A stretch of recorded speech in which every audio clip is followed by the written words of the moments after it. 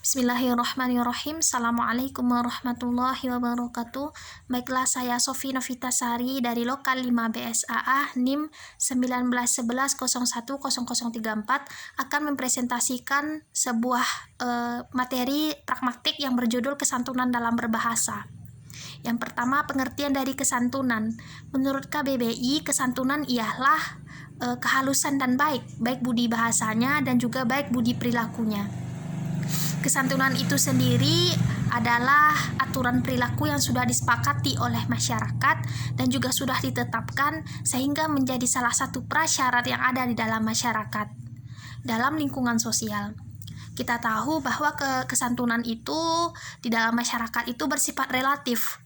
Kenapa dikatakan relatif? Karena satu daerah dan daerah lainnya juga memiliki kesantunan yang berbeda-beda dalam tindak tutur. Semisal contoh, di Medan itu logat mereka kasar. Kalau nggak kasar itu nggak akan bisa dibilang mereka itu bagi sesama mereka itu merupakan kesantunan gitu. Sedangkan di orang Minang sendiri kasar itu ya berarti kasar gitu. Seperti itulah berbeda kultural. Jadi kesantunan itu relatif antara satu daerah dengan daerah yang lainnya. Secara prinsip kesantunan itu ada yang muka positif dan juga ada yang muka negatif. Kalau contoh yang muka positif itu seperti bentuk dia ingin dihargai dan juga masih menenggang orang lain gitu. Contohnya ketika kita contohnya dalam kalimat seorang guru menegur anak muridnya, kamu teladanlah sekali dalam belajar gitu.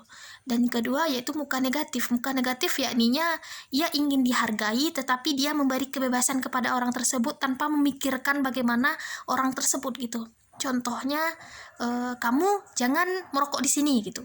Jadi itu secara tuturan itu memang kurang santun gitu. Jadi skala penentu menurut Brown dan Levinson, skala penentu dari sebuah tuturan itu adalah yang pertama itu yakninya jarak sosial, yang kedua status sosial antara penutur dengan lawan tutur, dan yang ketiga adalah tindak tuturnya. Menurut Levinson dan juga Brown, prinsip kesantunan itu yakninya yang pertama melakukan tindak tutur apa adanya tanpa basa-basi. Yang kedua melakukan tindak tutur dengan tuturan dengan kesantunan yang positif. Yang ketiga melakukan tindak tuturan dengan kesantunan yang negatif. Yang keempat melakukan tindak tutur dengan off record. Yang keempat tidak melakukan tindak tutur atau diam sama sekali.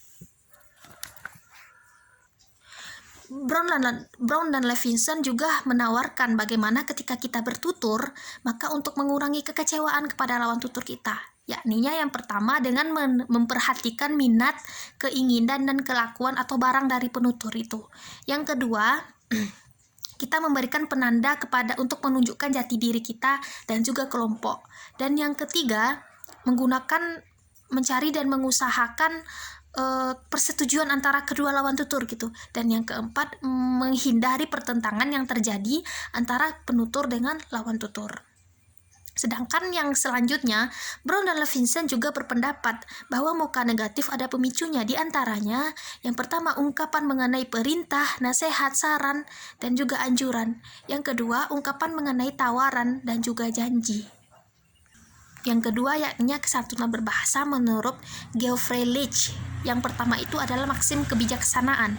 Maksim kebijaksanaan yakninya memaksimalkan mengurangi keuntungan bagi dirinya sendiri dan memaksimalkan keuntungan bagi orang lain. Semisal contoh, seorang anak sedang bertamu ke rumah seorang guru. Lalu dia berkata, makan saja dulu nak, kami sudah dari tadi. Lalu anak ini menjawab, wah ibu, saya jadinya tidak enak gitu.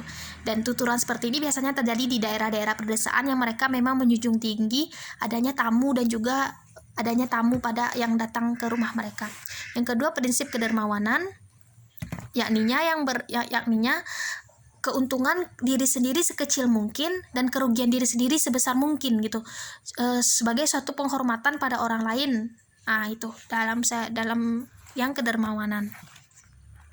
Semisal mungkin ada tawaran ketika kita di kos, saya bisa mencucikan baju kamu, baju saya nggak banyak kotor kok. Lalu dijawab oleh penuturnya, oh nggak usah, saya nanti akan memaksimalkannya sendiri. Itu kayak semacam kalau orang-orang seperti ini bisa bertuturan seperti ini, maka dia akan banyak temannya gitu, karena dia dermawan sekali orangnya. Yang ketiga, maksim penghargaan, semacam misal kita memberikan ekspresif, memberikan selamat, memberikan pujian, dan juga memberikan bela sungkawa kepada orang lain. Semacam contoh,